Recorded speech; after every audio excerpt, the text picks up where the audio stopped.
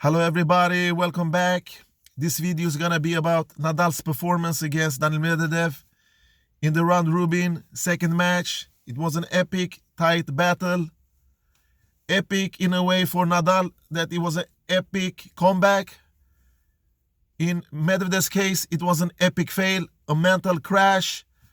He couldn't just take advantage of his big lead. He was up 4-0, 4-1. And he had the break point there also, but failed to seal the deal when he could serve home the match twice. It's like that when you meet Nadal. You can't give him anything. You have to be, from start to beginning, you have to be on your toes. Because Medvedev stopped playing when he was 5-1 up. Something locked him. He got too cautious. He got too careful. He got too comfortable. He started to make mistakes. Nadal just sensed that. And he took advantage. He bit his teeth back to the match. He took part by part back what he had lost in that set. And finally caught up with him. And he served 6-5 up. And then Medvedev equaled when he was down 0-30 in his serve. The set went to a tie break, but Nadal was the strongest man there. Nadal is a mental beast, as you all know. You can't rely that he's gonna beat himself. You have to do the job. It was almost there because Nadal played slow today. He did many unforced errors. He did like 27 unforced errors today and only 26 winners. Medvedev did 41 winners, but 40 unforced errors. That's too much. And in the serve section, Nadal won 72% of his first serves in, and Medvedev 74, I think. And it was just too much for him today. He could have won this match much easier, but he failed to deliver, the young Russian.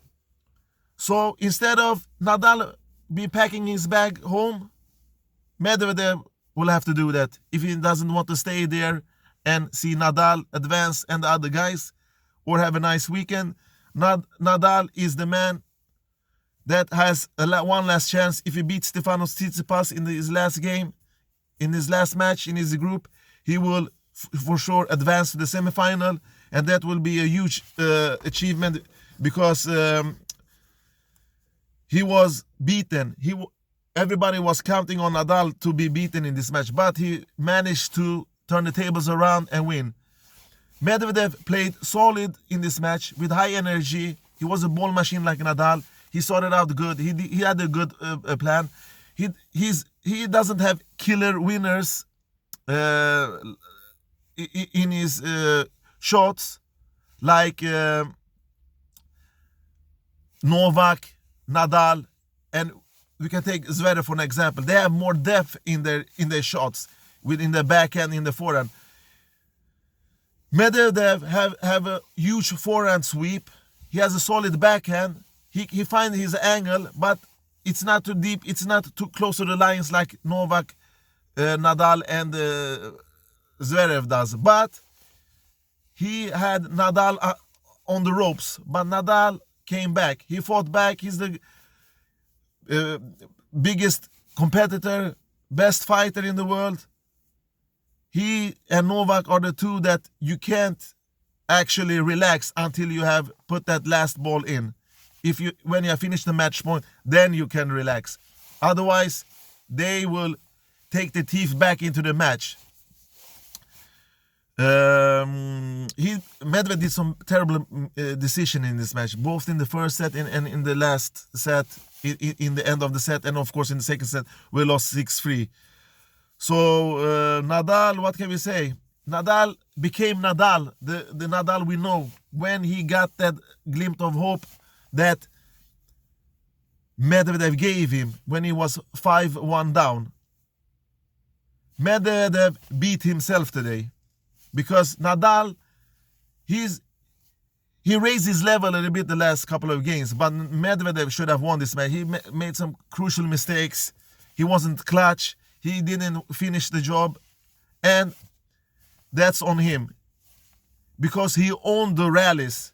He dictated the pace. He moved Nadal exactly where he wanted. And Nadal made many unforced errors today from his forehand. He actually made around 27 unforced errors and only 26 winners. And Medvedev made 41 winners and 40 unforced errors. And the first percentage serve win was 72 to Nadal. And 74% for Daniil Medvedev. So it was a tough match. It was almost equal. Nadal won 3 points more than Medvedev. But as we all know, Novak, Nadal, you have to fight to the end. From start to end, you can't give... Nadal will never do that. He's not the Santa Claus. He will not give you a thing for free. He will make you deserve the victory. If you don't deserve it, he will take the victory from you. He did that today. Even though it looked hopeless, I fought for myself. For once, I see Nadal looking hopeless because he was mentally a little bit down. You didn't recognize him. Maybe you thought he was injured, but he was not injured. Medvedev did the job he was supposed to do. Almost. To 99% he did his job. But that extra percent is just enough for Nadal. Nadal is always Nadal. He will punish you if you don't punish him. That's why he has been on top for so long. He's the most fierce player. He's the best, most complete player. Not complete, I mean competitive player. So Nadal, he deserved this victory because of the effort he did. He took the second set more easier. He showed some glimpse of Nadal, but Medvedev did some crucial mistakes, like I told you. He tried to rush to the net sometime with serve volley. He didn't came right into the net. A couple of points he was successful. But in the end, Nadal just knew. Nadal was calm. Even though it looked hopeless, he made too much unforced errors, Nadal, that we are used to see. He did 27 unforced errors, and that's not Nadal numbers. He is below 15 in 3 sets matches, in my opinion. I've never seen him raise this high in his unforced level. And he wasn't outplayed either, Nadal. He played not good. He was not bad either. He was average today, Nadal. And that was enough because Medvedev had a mental crash. Anyway, big congratulations to Rafael Nadal for this epic victory. And I feel sorry for Medvedev for this epic failure, this epic mental crash. I hope he can recover.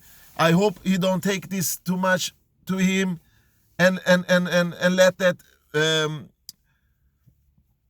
affect him negatively. I hope that he bounce back. He will do that next season. Hopefully his season is over. He will try to recharge his battery, and hopefully he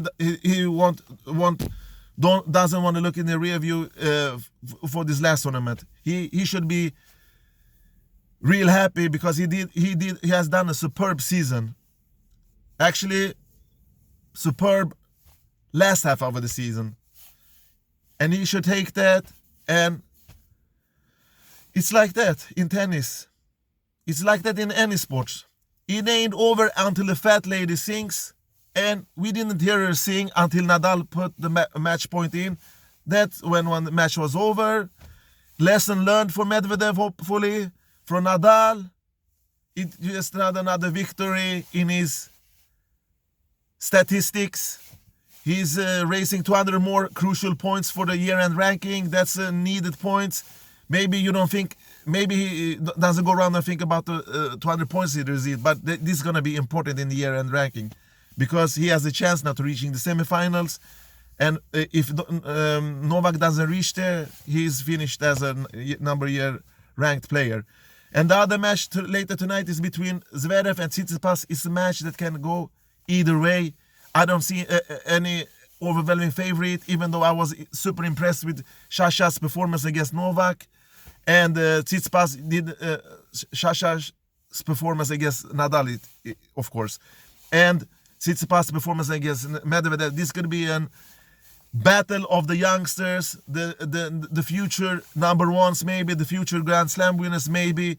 I don't like to point out the single player just because he does a couple of good tournaments that he's a multiple Grand Slam player. You can only be a multiple Grand Slam player, in my eyes, when you started to win. You have to win one first, and then you can call yourself maybe we can call him a multiple Grand Slam player. That's what I think. All right, folks, take care and bye-bye.